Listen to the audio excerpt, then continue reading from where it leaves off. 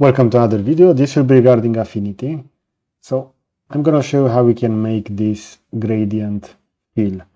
So as you can see over here, I stacked multiple images. All of these are screenshots, and I'm going to go step by step regarding this. So initially, regarding the image, these are screenshots from Arctic 3D. So this will be the bronze statue. And over here I went within full screen. As you can see, within full screen, this is set to go within black. Now it's important when you make those screenshots, or if you are using renders, that you don't move the camera. And over here we see this will be the final render. This will be without post-processing, directly within Sketchweb. And we can already see how that ambient occlusion will add additional shadows. We have over here the material channels. So this will be the albedo, this will be the specular, and this will be the glossiness. So currently this doesn't have a specular. And regarding the geometry, we're going to have the matte cap, and I made a screenshot using this. So I'm going to press on print screen. I can specify exactly what I want to copy over here. So this will be the matte cap, this will be the wireframe, and this will be the vertex normal over here. The model also has a UV checker, which will look as following, and we have the final render. Now, you're going to find the link for this within the video description, and I already have those screenshots over here. So let's go within Affinity, and let's check this step by step. So I'm just going to create file new, and this will give me the following. So I want to create over here, this is set to thumbnail. I can also increase the resolution, but I'm going to go with full HD in this case. And I'm going to double click on that. Now, when you are dragging the images, you can do the following. So I can select all of the following 4 images, and I can drag and drop all of those. And keep in mind that now, within Affinity, all of those images will be selected over here, as we can see. And I can decide to reposition them within the borders over here. So as you can see, it will snap over here. And now if I will resize this, I'm not pressing any hotkeys on the keyboard, I'm just using the mouse. I can position it as following. If for some reason the resolution does not fit, you can hold down Shift. So if you are not holding down Shift, as you can see, you can change the aspect ratio, but if you're going to hold down Shift, you're going to maintain that aspect ratio. And now we have the following. We have the final render on top. On the bottom, we're going to have this one, which will be the normal. We're going to have the wireframe, and we're going to have the matte cap in this case. And we can start making various transitions between those. So currently, the last one will be the one with the final render. So I can go within that model. I can create over here a mask layer. I will expand this, and it's important that you're going to have this mask rate selected over here. And with that selected, I'm going to go over here within Fill tool. Keep in mind that you need to be within the pixel editor over here. We're going to say within the vector, we also have this Fill tool. But I'm going to go within pixels since I'm using screenshots over here, not vectors. But you can use the other one within the Vector Studio as well.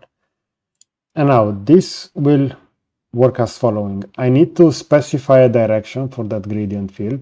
So as you can see, if I will just drag this over here, on the right side, this will be regarding the elements over here. So as you can see over here, we have that with black over here on the bottom and with white on the top. And depending on how I change this arrow, I can make that transition from the bottom stack image will be the following up to the other one. So I can also change the direction over here to be different. So now I'm going to have black over here on this side. That means I'm going to shade, as you can see over there within the preview, the initial image, and we're going to see the bottom one on the top. So this is how you can stack those, and after that you can just go within a different one. For example, I now want to do the same over here for the one with the normal vectors over here. I will create another gradient, and over here again using the same tool, I can now specify and we're going to see that the following layer, which will be the wireframe, will now be visible. And again, I can specify the transition, the fading for that. Let's say that maybe I only want it on this section over here. I can go to the following layer, which will be the wireframe one, and I can create a new mask. And within this new mask, I want to showcase the matte cap, maybe over here on the horse head. So I can enable it as following. If I'm going to move it over here a little bit closer, you're going to see that currently now those rocks will be visible. But as I rotate this, that will transition over here. And in this case, I can see that I cannot have that located over here directly on onto the head of the horseman. So this will be visible within the same direction as the previous one.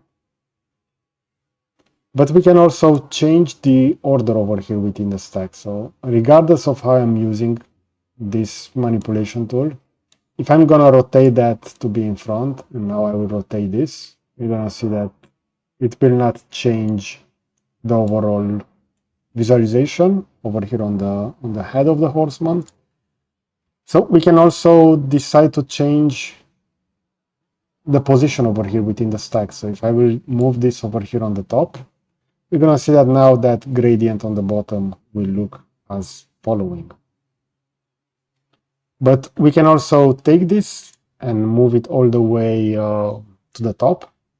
So over here, as you can see, we have the possibility to drag and drop this, and I'm going to put it directly on the top stack. And over here, I will create a new gradient. And within that gradient fill, I can now add it. As you can see, we're going to have that additional mask over here added. So keep in mind while you are stacking those additional views that you need to pay attention to those masks. And if they will be problematic, you can go ahead and hide those, because we're going to see that in this case, the last mask will be problematic like that. But now I have over here that visualization. So currently the one regarding wireframe is not that visible, but we have over here the final render, we have over here the matte cap, we have over here the vertex normal. And this is how you can stack and make some really interesting models over here that will combine multiple visualization styles. So if I'm going to zoom in, the final model will look as following. So I hope you find this video useful. You can play along over here with an Affinity, so with the position of the images, you can also change after that over here various styles. So this will be similar to Photoshop, and those will give you additional styles over here. You can also change the opacity of some elements, and that will also further change that visualization over here. But overall, I really like that Affinity is really easy to use, and you can manipulate images really good. And the fact that this software is free, so you just need to make an account, I think that's the strongest part of Affinity. Okay, so I hope you enjoy this kind of content. You're going to find a similar video over here on the left side, and I will also add a subscribe button to the right. So that's it. Thanks for watching.